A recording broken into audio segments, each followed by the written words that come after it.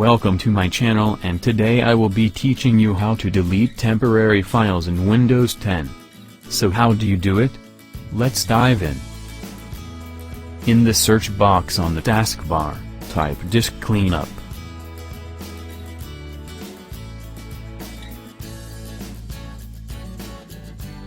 And select Disk Cleanup from the list of results. Select the drive you want to clean up, and then select OK. Under Files to delete, select the file types to get rid of. To get a description of the file type, select it.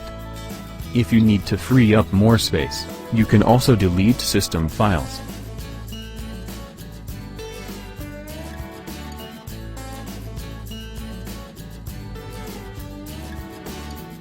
Select OK. Select Delete Files.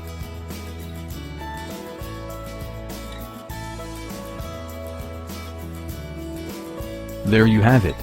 Please like the video, subscribe to my channel, and click the bell icon to get video updates daily. Thank you and have a nice day.